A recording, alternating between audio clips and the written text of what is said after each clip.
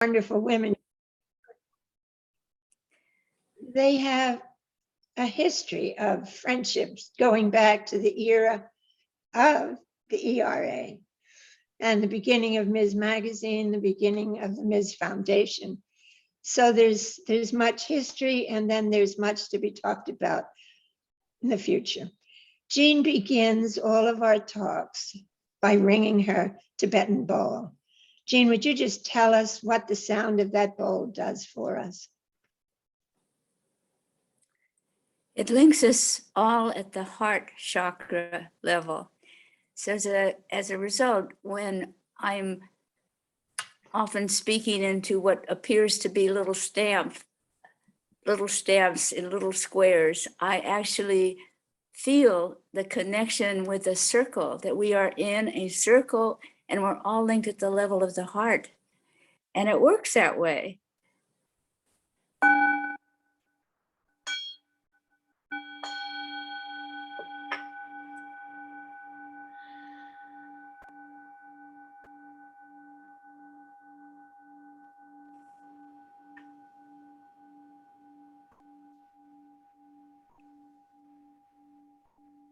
Thank you. This is so special to be able to just be together and chat. So Jean, I just would invite you to take us into the conversation. Well, the word liminal is one that has been growing during the pandemic that we're in, because liminal is a Latin word for threshold. And you know, when you shift from what used to be and you're in between, and we don't know where we will step next. So next is still on the horizon. And in this next horizon, can we, when we're in this liminal space, do something about global warming, do something about women's rights, do something about the environment? Can we, in this time of liminal space, when what we do will affect individuals, will affect the planet? And with the COVID happening, so many deaths occur so suddenly. That's not how people are used to. You know, when somebody close to you might die, usually you see them, you're with them, you pray for them, you connect with them. But now COVID comes along and you're lucky to get them on a ventilator and the person dies with no goodbyes. It's an extraordinary situation, except that some things are also happening where people show up in their dreams, and sometimes it feels as if from the other side there is some communication. So there's this broad subject area that Gloria and I can enter into, because we've known each other and crossed paths for decades. So liminal it is. What shall we talk about? Well, I was thinking as you were speaking that in a way, this pandemic has connected us because it has made clear that national boundaries don't count. The differences of religion, ethnicity, even age don't count, if only because it has made us all vulnerable to something that is way more universal than I think any of us have dealt with before. Even wars have been regional, not worldwide in the way that this pandemic has been. So since I'm a hopeaholic, as you know very well, I've been thinking about the positive uses of that. And I think at a minimum, it could help us understand that national boundaries don't matter, that the Earth, which is a living being, is covered with a network of all of us. And this pandemic is underlining that fact, is making us realize that absolutely every day, as we mask or don't mask, or travel or don't travel, or stay in touch in new technological ways as we are right now, that are not endangering us, but are allowing us to stay in touch. So the hopeaholic part of me thinks that perhaps this is a weakening of fences, national boundaries, also differentials by race, by gender, by class, as well as nationality, because there is a universal vulnerability and a universal effort to avoid that vulnerability that is bringing us together. At the same time that it's endangering us, of course. Do you think that's too much hopeaholic? Oh, I am an activist optimistic person. I haven't used the word hopeaholic before or even heard it before, but that's exactly what makes me continue to be an activist, is that the potential, you never know. The image is throwing a pebble in a pond and watching the ripples go out. I'm feeling that this is what we're doing right now in this conversation. We're the pebble in the pond. And whoever is listening, whoever got linked at the heart level to us and to this content, ripples out themselves further and further. And in some subtle way, there is an activism that hits at the heart level and starts to move us. And we don't have that much time. And yet I also am such a hopeaholic that if we only have a decade or 20 or two more or something to keep the climate change from doing us in, well, we may succeed. So the idea, and I'm also remembering when we first saw Earth from outer space, that wasn't so long ago. It was beautiful when the astronauts went to the moon, and a big deal was going to the moon, but the actual big heartfelt deal was seeing Earth from outer space against the black space. That's home. She's beautiful, Mother Earth is. Two things come to mind, if I may inject here. One is Teilhard de Chardin, many years ago, talked about the noosphere, which was to be a net around the Earth. And Gloria, you just mentioned that we are creating this right now with our technology. And then there's Indra's net.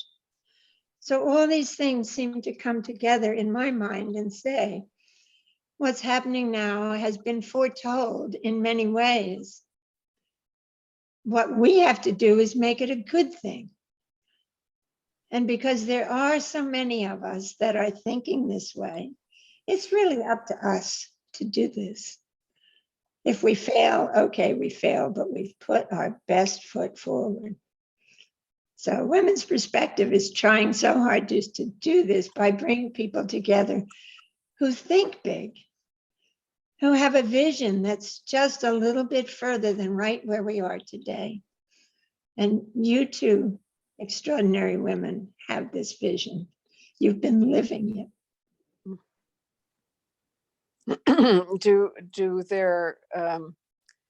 Do current events, actions, recommended actions come to mind as furthering this goal of getting rid of national boundaries, seeing ourselves as connected on spaceship Earth? Yeah, I think some do. I think the upcoming Parliament of the World Religions will reflect that. And I think the simple fact that people are meditating in groups on Zoom worldwide in every religion and some interfaith groups coming together. I think there's enormous hope. Sometimes our daily newspaper does not reflect that, but I don't think they capture all the news. I think it will depend on women, that we are we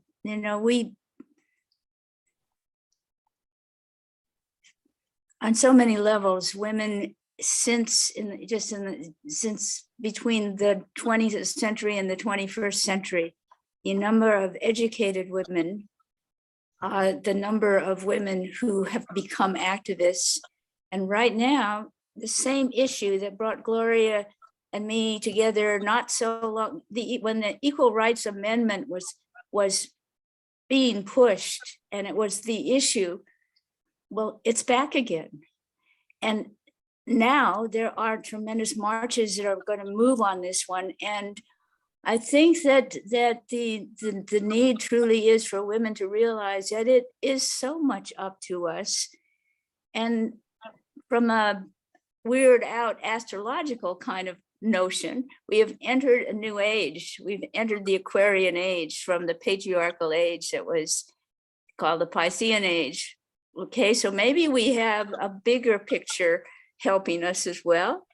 I mean, this is a part of my hopeaholic side, by the way, is to have a feeling that this is right timing, that we are right on the edge, liminal edge between what used to be and what could be. We can evolve or we can devolve. We can save our beautiful planet and all life on it or not. And it seems to be up to human beings, and the human being side of things will be decided upon by the activism of women, and women meeting in circles, women sharing heart, mind, ideas. Yes, this is a very small contribution, but I've left my house or my, I have 3 floors and a brownstone. So I've left my part of this house as a talking circle house. So it will continue to be a place where women and men can gather in a circle that is, not so big, but what everyone can speak and everyone can listen, right? And at least be a part of this tradition. And I say that because, it's very small, of course, but it's also experiential. It's something personal and intimate that I think really does help. I don't know how many women listening or people listening have talking circles as part of their lives, but I would recommend it. Actually, the first ones I learned about were from Wilma Mankiller, the Cherokee leader, because talking circles in which everyone can speak, they actually pass a talking stick around so that when you have it, you can speak and everyone must listen. And then it just continues around the circle. So I kind of recommend that as a small practical step in making the present embody what we hope for in the future. It really is happening. The pandemic has resulted in old friends getting together in Zoom circles or FaceTime circles, and families that normally didn't communicate hardly at all, or when they did, there was usually a dominant parent who talked. But once they joined in regular conversations, everybody had an opportunity to speak, and they actually were circles when that happens. And so there's a sort of underlying circle thing that is really happening. And back in the day when I wrote the book, The Millionth Circle, which is a metaphoric number, the idea is when you reach the metaphoric millionth circle, the circle tilts from hierarchy. Hierarchy has been dominant up until now. at the point that circle becomes the common way of communicating, going back to indigenous times, with a spiritual center especially, or a cause for center, but something that is bigger than the individual, something that you tune into, then very quietly, we could really change the culture just by doing those circles that you're describing now happening in your house. Mhm. Yes, well, it is, I don't know how many people are doing this already or how many it appeals to, but it is a practical step we can take right now. And it also is supportive of each of us to have real conversations. I mean, that's the thing about circles, is they're not social circles. They are women. Well, this is way back when women got together and talked about how life really was back in the 70s and 80s. And suddenly there was in the 70s, the decade of the women's movement, and it just started out with women talking in circles at the end of the 60s. Mhm. And there was, and I guess still is, though I haven't been traveling, a men's movement that came along, and it was only divided, I think, because it was easier experientially that way. It doesn't mean that we can't have circles with both women and men. Well, we do, and we also have a whole couple of generations of sons of egalitarian couples, sons and daughters. There are people for Mhm. whom circle rather than hierarchy is exceptionally the way they are seeing things. Mhm. Of course, the force against it has been our isolation because of COVID. People have been worried about coming together. But I think with the inoculations and with caution and, coming together in a reasonable way, we're beginning to surmount that. And there are small groups of people that are surmounting it anyway. We have something locally where I'm living. They call it a salon. It started in someone's house probably 20 years ago. But as soon as COVID took over and we could no longer meet in the house, in their houses, they started it on Zoom. So there are this same circle of 20 men and women Mhm. that have been talking to each other about, there's a subject every week, but they've been talking to each other for almost 20 years. So it is happening and it is Mhm. real. We would hope that it can happen more and more. Well, that's interesting, and just telling the story as you just did, perhaps writing it and putting it out on the web, becomes an example that other people can follow. True, true, true. I can do that. Mhm.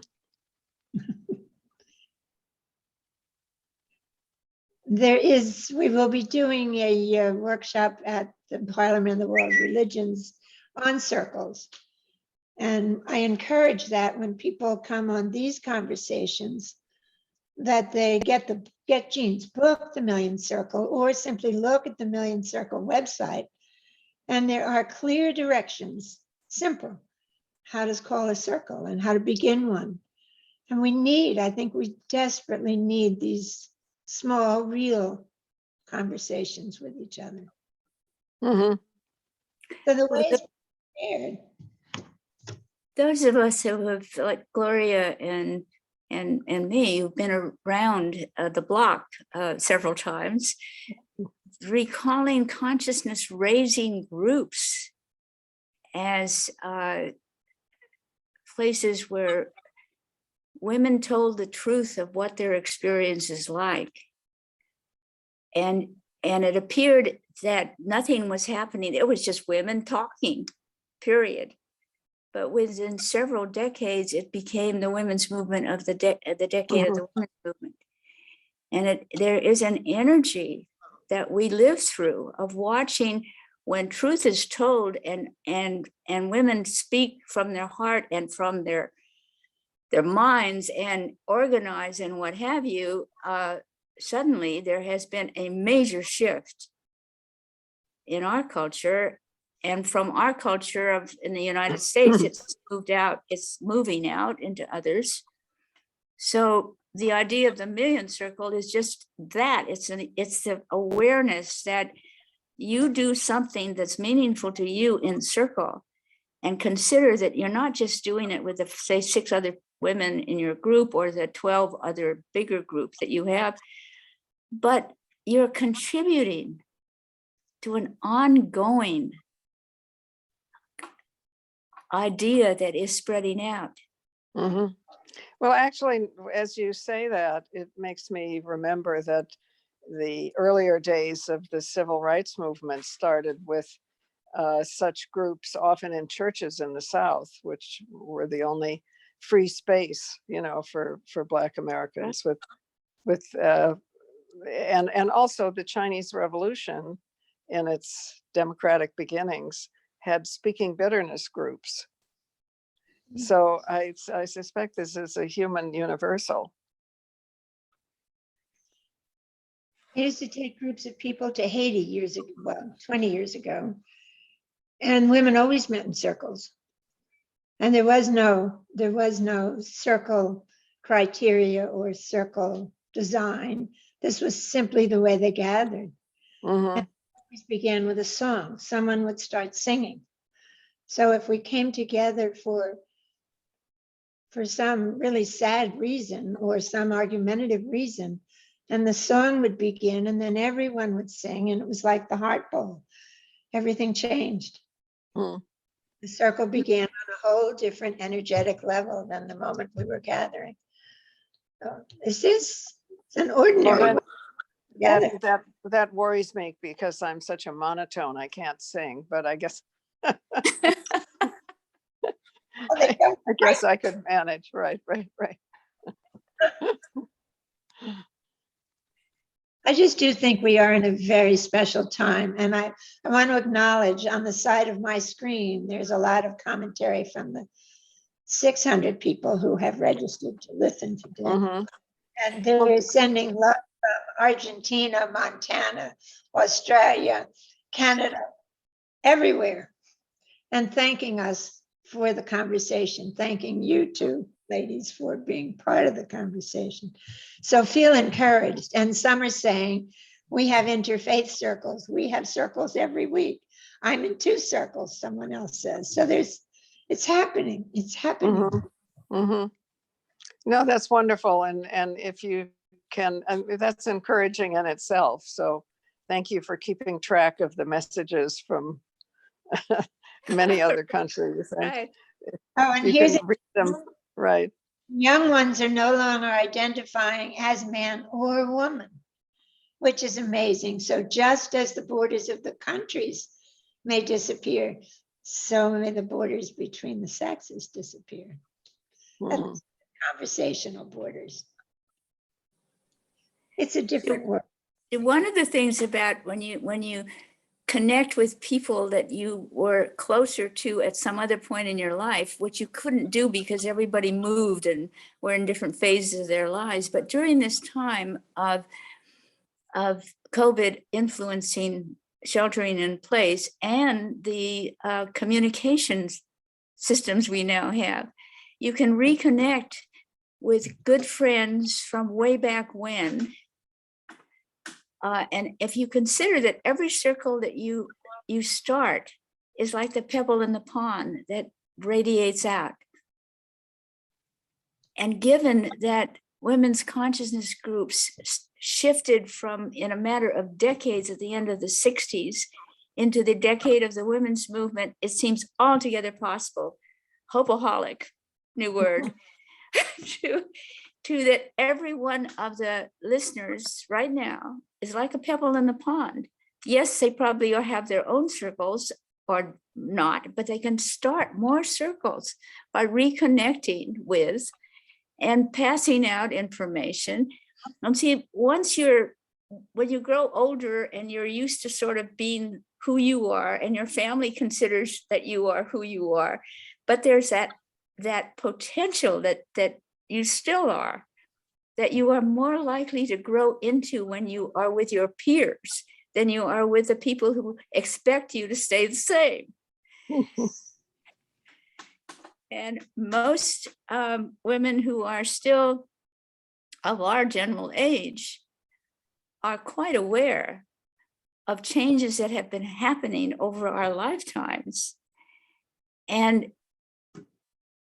it gives us a sense of optimism, at least I think it does, because we connect with others, we get ideas from each other, and we're encouraged to be who we were meant to be. This is this whole thing. I mean, I'm a Jungian analyst where the word individuation is the big word. Well, I translate it into becoming who you were meant to be. And in this time of pandemic, when you're in liminal time, what were those things what were those interests that you had way back then that is an innate talent that you could develop now?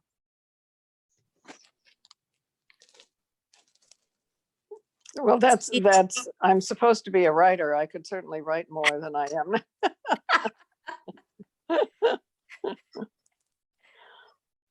What would you write about? Well, currently, I think I want to write about the fact that every authoritarian regime begins with controlling reproduction. Because of what we're seeing here in Texas, which is one more effort to take that decision out of the hands of women. It's perhaps more evident to us, but since we have the one thing that men don't have, which is wombs, the efforts to control wombs have always been the beginning of authoritarian movements. I mean, when Hitler was elected, and he was elected, the first thing he did was to padlock the family planning clinics and declare abortion a crime against the state. And actually, Mussolini did the same thing. So I think we are not encouraged to understand, or we're encouraged only in negative ways, maybe, or more in negative ways, to understand the importance of the fact that we have wombs and that efforts to control those wombs are the beginning of authoritarian movements. So just declaring authority over our own bodies is a revolutionary act. And there's an immediate protest that's going on too, so that one of the possibilities in the more optimistic side of life here is that, yes, that happened to women every time there was an authoritarian movement, and it's happening again right now because the politics of the United States, the people, the patriarchal power people really do want to keep control.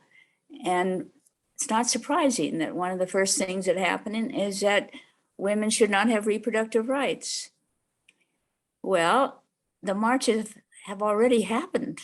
There's this protest that's going on, and I'm thinking about the French Revolution, of it, how it occurred when there was a real final effort to keep the monarchy in charge, and the effort that history changes when the old people in power try to hold on to what's happening. And when it stirs up more feelings in the people who realize that this is wrong, then there's the great push that brings democracy in, which happened at the French Revolution. I, in this hopaholic side of life, am thinking that we don't know what's going to happen right now. We're right now in a political time when things could get worse or they will get better. And it has to do with whether the Congress passes the Biden two elements by the end of this month. And here we are, activists holding our breath.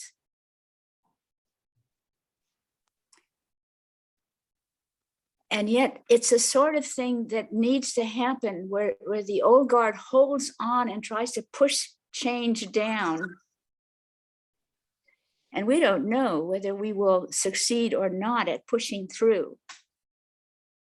But We don't know, but we don't know, but we do know that we can do our best to control our own lives and bodies and help those around us to do the same. So I only say that because I don't want us to be in an attitude of waiting. oh no, Yeah. we contribute, Mm. you know, our energy, our finances, our feelings. And somehow latent activists, as well as activists, are being stirred up by the situation. And by the end of the month, we'll have some idea about the real direction this country and this country as leading others and influences others will make. You know, Jean, are you seeing, every once in a while I see a part of a sentence that has a comment that has come in from the large number of listeners we have. Now here's Kate Farrell to everyone. And then I see a tantalizing phrase and not the rest of the sentence. I'm just saying that everything that this circle of listeners is, everything being said is important, and I hope it's saved, because I would love to see all the comments as opposed to just half of every sentence as I'm now seeing, right? And Claire, I know you're in the background. Help us to do that so we don't lose any of these. So we keep all of them. And one of Because the things is that Gloria, your writing is terribly important. And maybe one of these things was what's going to be contributed in these comments will stir up that part of you that. Yes, So- no, I'm sure that's true. And I promise to attribute quotes. Okay. it's so wonderful. It really is so wonderful. And there are many, many quotes from many places all around the globe that will be encouraging for some piece of writing for both of you. Maybe even I'll write something someday. But there's much good going on. And that's what many of these comments are saying. I'm doing this, I'm doing that. I have circles. I've been in a circle. I'm starting a circle. So there's a lot of activism going on that we're totally unaware of. Well, you know, I had finished writing what I thought was my memoir. I put it into my publisher and yanked it out when the pandemic began, as I realized that I'm not done yet. Forget the memoir. I haven't even looked at it for, since this whole period began of the pandemic and all, because clearly this, if you get, when you have something meaningful to do, you get more energy, you connect with people that share your values, and you keep on feeling that it matters what you do with your life. No, absolutely. I And heard here you we are. last week or the week before, Gloria, you gave a keynote speech for PACE, an organization in Florida. And didn't I hear you say you were planning to live to 100? Yes, absolutely. Only to meet my deadlines, I'm going to have to live to 100. Yes. I only chose 97, but maybe I'll change my projection. Well, I did look up to see what the maximum age was in the world. And I discovered one woman in the Himalayas who's supposed to have lived to 135. And, and another woman in Europe who I think was in the 120s. So I did this because I wanted to be able to say to a 90-year-old friend of mine, happy birthday and many more. But it also definitely encouraged me, right?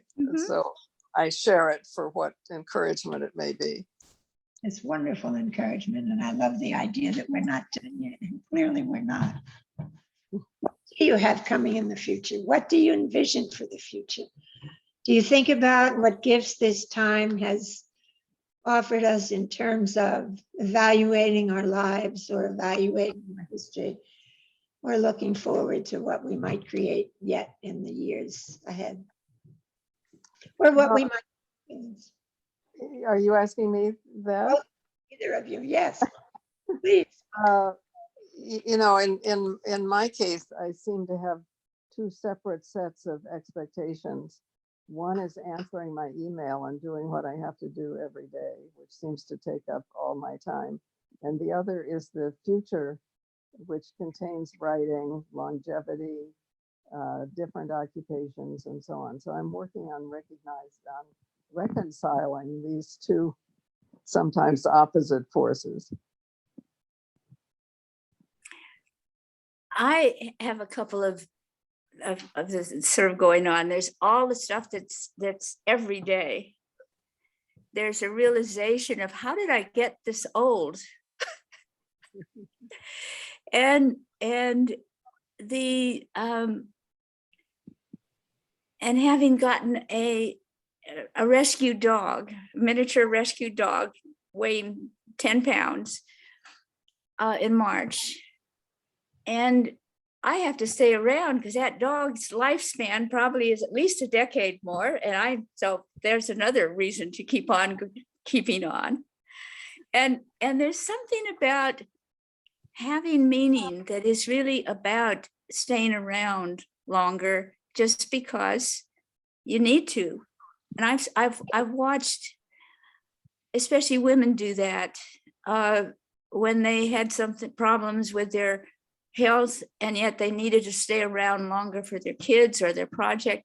So for us activists, the things that our heart is connected with, you know, when we sounded the bell and we connected at the heart level chakra, when your heart is connected to the what it is you are doing, and you have a feeling that you are living, you are being who you were meant to be, then there's something that sort of disregards you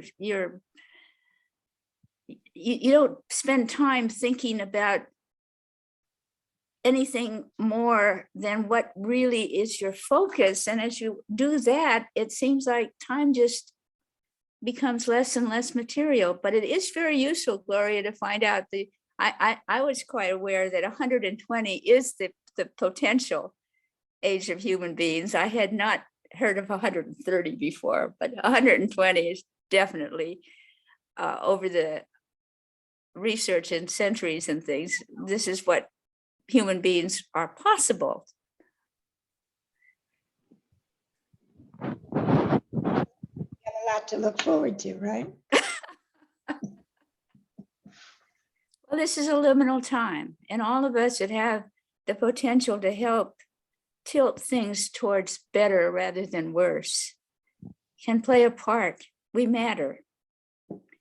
And so we've entered this in-between time when it does matter what each person does and contributes to save both humanity and the planet. And when people start to think that what I'm doing is meaningful, it changes their sense of the importance of their lives. But we're looking for any encouragement. I'm going to, it says this is inspiring. And in capital letters, write and speak, Gloria and Jean. We are all here to encourage the potential change. All right, I take that as the editorial command, right? Thank you. That's how it reads, exactly how it reads. So maybe we will hear more in terms of publications from both of you, which would be very nice.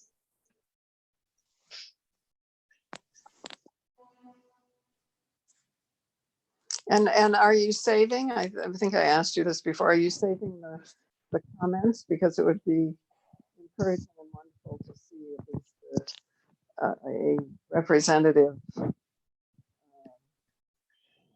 I think I'm asking Anne Claire to be sure that we do this. Now, I also think that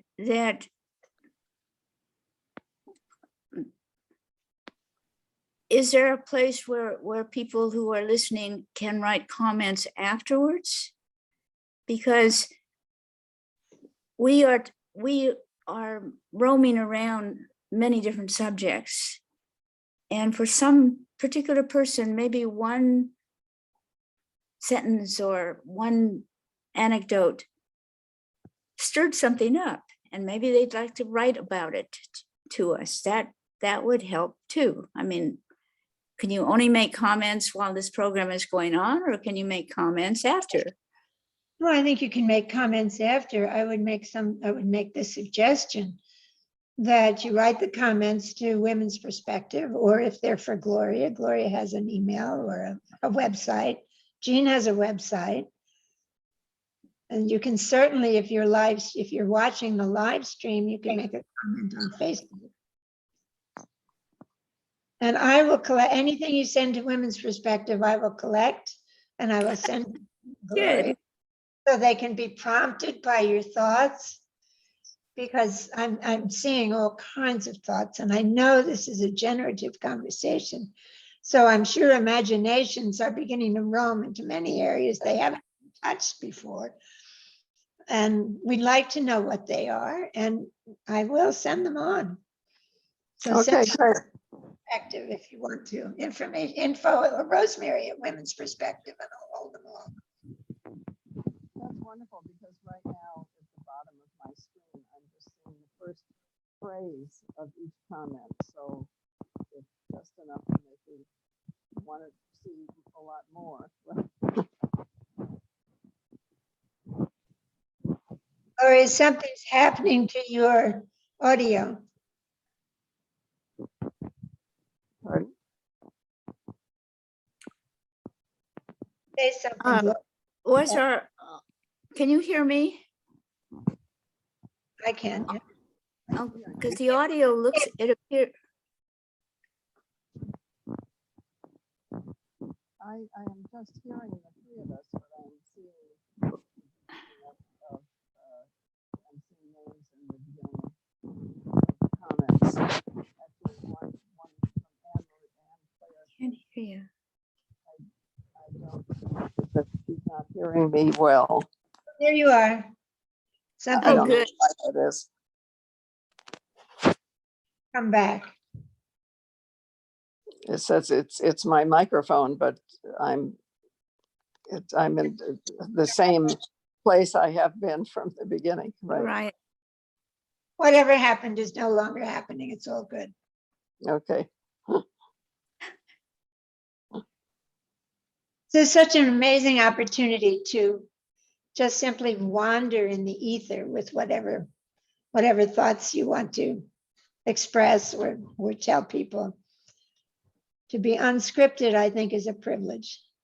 To just inspire next sentence and move through a conversation. I'm encouraged by what you just said, to think about one of the basic idea of synchronicity or meaningful coincidence. When you really feel strongly about something and it's a heart connection something, you know, put the idea out, put the wish out, talk to people, write about something. And that's you can't explain how then there's a response from unexpected places. Dean, I want to support that sentence that you just said, because I was attending a talk. I won't call it a lecture, but it felt like a lecture. And when it was over, we were asked, did we have any questions? And I stood up and I said, well, I had a question and a comment that in the entire lecture, women were not mentioned. And was there any reason for that? So anyway, it went on from there, but at that moment, What happened? What happened? This is what I want to tell you. 3 women Okay. stood in the audience and they raised their hands and clapped and they said, if you start anything, we'll support it. That was the beginning of women's perspective. Oh, Women not only supported it, they were on the board for many years, and that was the beginning. So had it not been for my expression of dismay, their support, we would not be here today. So I commend you, and anyone in the audience who has an idea or a thought, for goodness sakes, say it. Mhm. I would really agree with that. Otherwise you'll be condemned to walk around afterwards for 3 hours saying, if only. So Well, the synchronicity of the situation in which I didn't know you, Gloria, you were a name, you were somebody I respected, you would be an inspiration. And here I was, the American Psychiatric Association was coming to San Francisco, and there was a group of psychiatrists from the South who wanted the American Psychiatric Association to withdraw its support from the Equal Rights Amendment. And they sent a petition out. They had lots of signatures, and they were obviously a big influence. And at that point, the APA was 89% men. This was eons ago.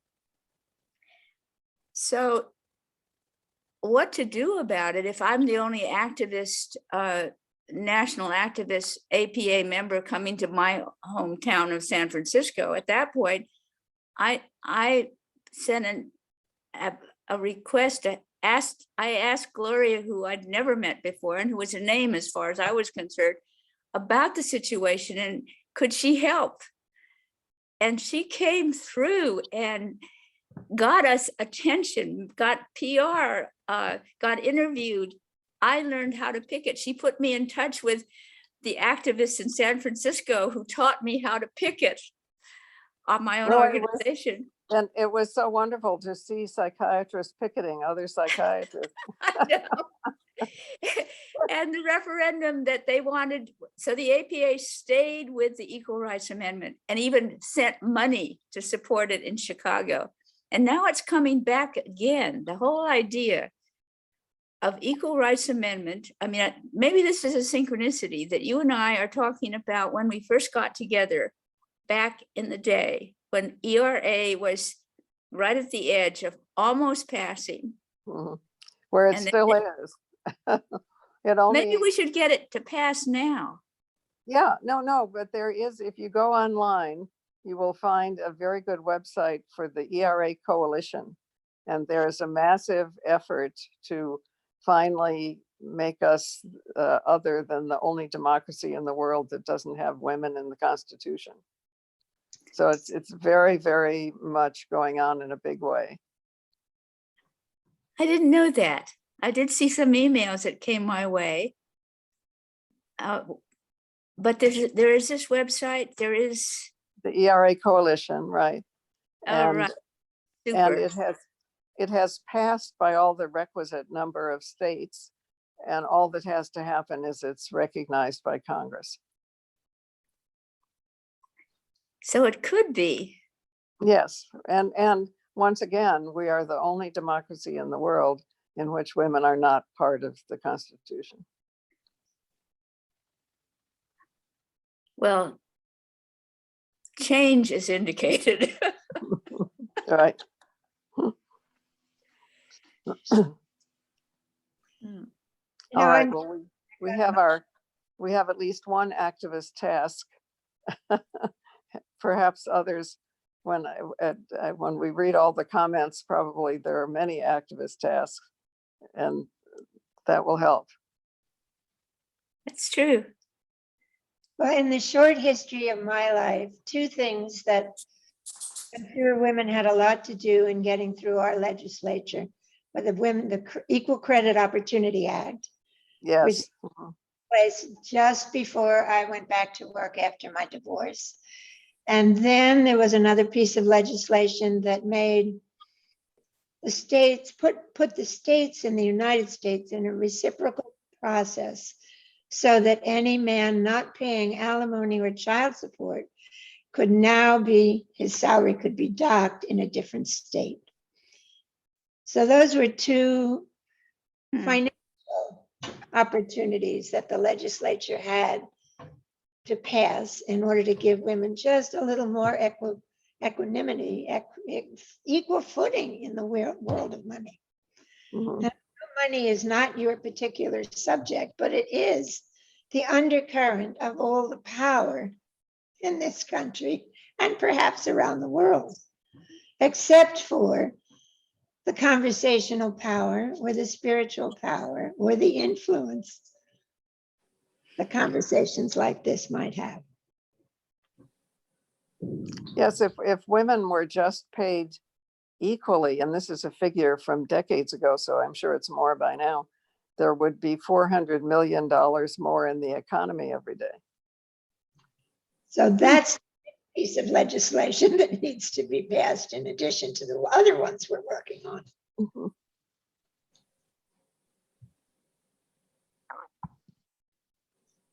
There's much to be done, but there is much that's being done. I'm looking at some statements that say, well, I'm doing this and my teenage daughter is going to do that. And That's so great. I think we need to be very hopeful. I really do. Yes, hope is a form of planning.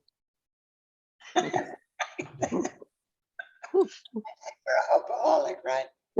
Right. Well, I think the need is to attach hope to planning. They don't always come together, Mhm. but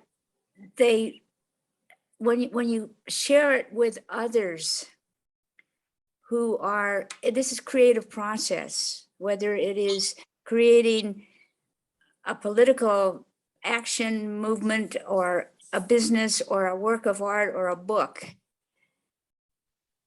There's a place where it really is helpful to be supported by others who have some faith in your idea, for example. So that the more circles of support there are, the faster we are going to get to that magical number that tilts our human culture out of patriarchy into an egalitarian circle culture, and goes back to where we started from, which was the indigenous people that had circles in the first place.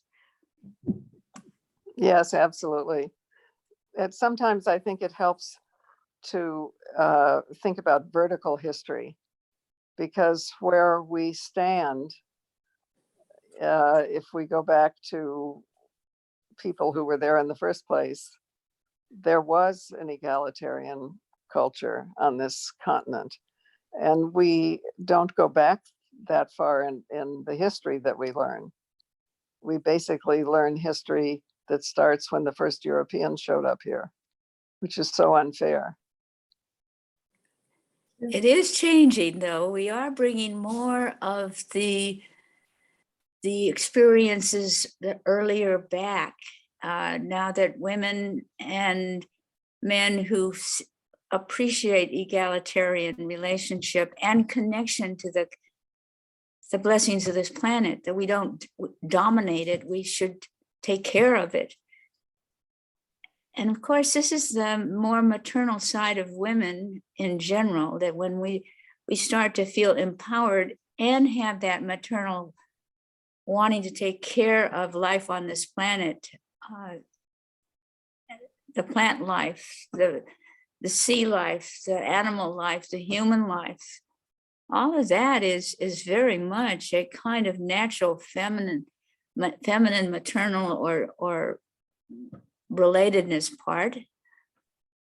Mhm. And I agree utterly, obviously, but I do think we need to say human and humanity, because men are changing too. And, we have to, I mean, gender actually doesn't exist. We invented gender, we invented race, so at some point we have to disinvent them. How do we do that, Gloria? You can regard humans as humans and try to see the uniqueness in each human rather than the labels of whether we're male or female, or we have more or less melanin in our skins. So important. there's also some really good benefits of a sense of diversity, that yes, we can notice the differences. We can't all blend together, but every human being is a unique person. Yes. No, we're born unique. There could be no one like us again, and there was no one like us before. Right. Remember, no one has the same fingerprints even. We lost the picture. I hope we didn't lose the audio. Yes, I know. I did too, and I don't know why. When, right. As long as your voice is still there, that's important. I'm thinking, as you're talking about humans, that perhaps we should also have a conversation of men and women, Jean. I have only invited women because we're talking from the point of view of a woman's perspective, but we could invite men into these conversations. Well, we can do that next time. We can do that next time. We can, yes. And I'm looking at the clock and I'm so sad to say it is 1 o'clock. How did we get there so fast? I don't know, but my phone seemed to know it because it suddenly acted up. So I'm not seeing you. Well, maybe that. Go ahead, Jean. Did you ring the bell? Yes, because we reached the end of our program. Can you do it one more time, and then we will all be united in a very heartfelt goodbye. Thank you for the conversation moment. Just